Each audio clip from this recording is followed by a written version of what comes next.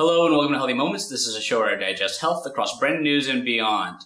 First up, paraplegics get comfort from new technology. The Tech Robotic Mobilization Device, or Tech RMD, allows a paraplegic person to dock their wheelchair, slide a bench underneath, and with the push of a button be able to stand up or sit down. Besides a better view, this technology is important for many reasons. One of which is similar to spending a lot of time in an airplane. When you fly, let's say, from San Francisco to Tokyo, you're stuck in one position. And being stuck in one position can cause things like blood clots and God knows what else. So the ability to, at the push of a button, be able to change positions from sitting to standing has a lot of health benefits. The cost for the Tech RMD is about $15,000. The reason being is that they are custom made for each person based on their height and weight. I do believe that in the future, now that people are aware of this device, that they will make imitations that are cheaper and more mainstream, but probably not as comfortable and less effective. In the meantime, check out their website. It's actually pretty cool. Every passing year, allergy season is coming earlier and attacking at full force.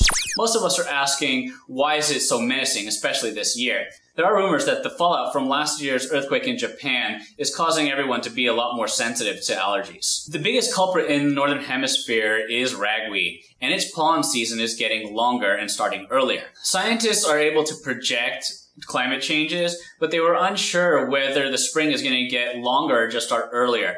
When it comes to pollen season for the ragweed, it's definitely longer. I've never been one to have allergy problems, but this year I've been especially sensitive to the pollen that started about 5 or 6 weeks ago. Even today I'm having my third meeting with my allergist and hopefully the final one.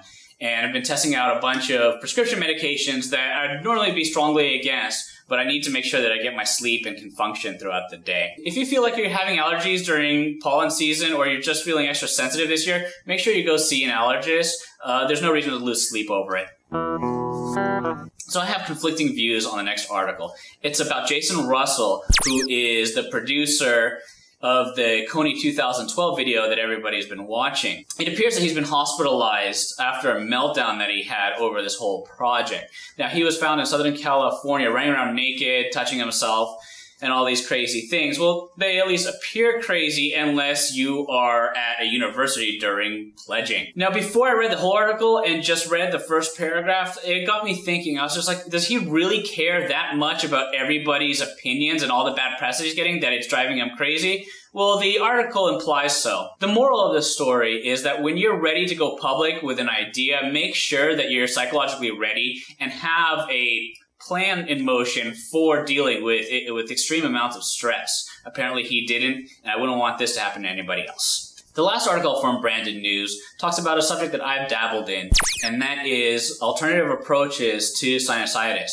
I have had a problem with sinusitis this year, and there aren't really any antibiotics that work well for sinus infections. So me and many others have been seeking out alternative medicine in order to make the symptoms more manageable. The article talks about how diet, exercise, acupuncture, and acupressure can really help relieve some of the symptoms. Some of the therapies that I tried, like a black tea therapy, worked really well for the course of the winter and last fall, but it hasn't worked so well now that this spring pollen season is so hectic. I want to share a little anecdote with you on how we used to deal with stuffy noses when I was a kid.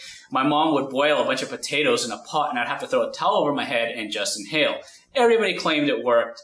I don't remember it working any better than the next cure, but I wanted you guys to share in the comments below any weird household remedies that your parents or your family has traditionally used in order to deal with stuffy noses. Before we part ways, I wanted to mention the featured article of the week on my website, and it is the recipe for my tomato bisque.